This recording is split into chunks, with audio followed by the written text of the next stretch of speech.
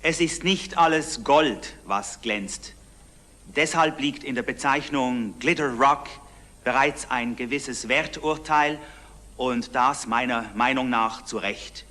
Denn in dieser Musik geht es eigentlich weniger um neue Formen, geschweige denn neue Inhalte des Rock, sondern um ein fast schamloses Ausnutzen der Sensationslust eines unersättlichen Publikums.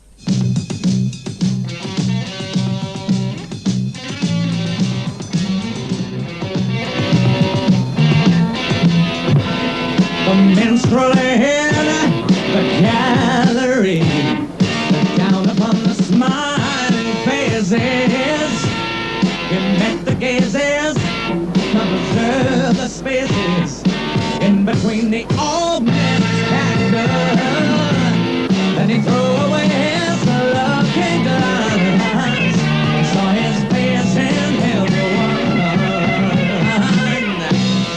Hey, titillated man of action, steady warming hand still rubbing on the parts that they never mentioned. Salary and car scrubbing. What it stood for, which was the use of theatricality, perhaps some glitter, perhaps some showmanship. Clearly, it was a stultification of music, which had remained somewhat predictable for such a long period of time. So, as a businessman, you look and you say, well, where am I going to grow? Als Mann fragt man sich dann, wie geht es weiter? Welche Musik kommt? Man lernt schnell. Zumindest mir ging es so. Im Management werden keine neuen Moden erfunden, man entdeckt sie nur.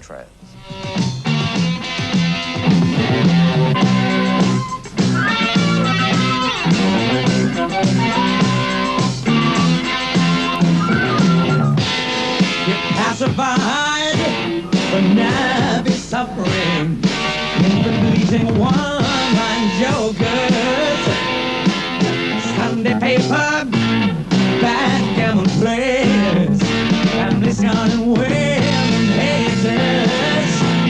Then he called the band down to the stage, and he looked at all the friends he made. The minstrel in the blame has to be laid with the management and the record companies, everyone who has made the rock music business what it wasn't. And what it wasn't was a professional, organised sort of branch of show business. It was, rock music always worked at its best, or any of what we loosely term rock music. I mean, we must talk about jazz and folk music and everything when in its relatively uncommercialised form was a sort of very naive, very rough and ready lifestyle, both for the performers and probably for the audiences who came to it. Now it's got so organised.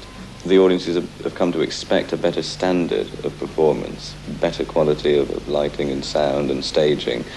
They've come to expect a show. Musical content alone isn't enough. For most people who've been to 10 or 20 rock concerts, they necessarily get a little bit bored of seeing tiny figures on the stage just wearing blue denim gear they bought yesterday from a supermarket. You know, I suppose it's a bit like a drug, really, that you've got to go after the next one up, the next grade of nastiness.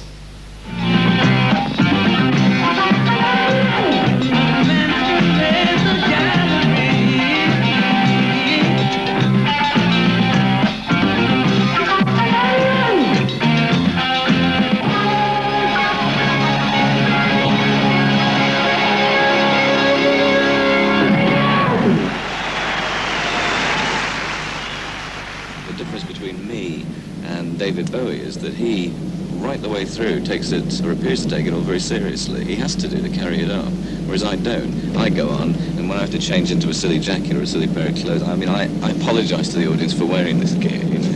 You see, I insist upon taking the mickey out of myself and what I'm doing, because it is such an unnatural way to behave, you know. But the fact is that if you're going to play to people, you know, a quarter of a mile away in some big gig, they can't see me if I'm dressed like this, you know. I just look like a, you know, coal miner or something in the distance. So you tend to wear clothes which sort of accentuate. I mean, I'm involved in physically expressing the music, something else that I just have always done, always will. I wear the clothes that go with that job. We could charge about twice as much for our tickets as we do. But I mean, it wouldn't be on, really, would it? That wouldn't be cricket, would it? I mean, it wouldn't. I mean, sod it. You know, who's going to pay more to see me than they pay for a good hamburger? I wouldn't.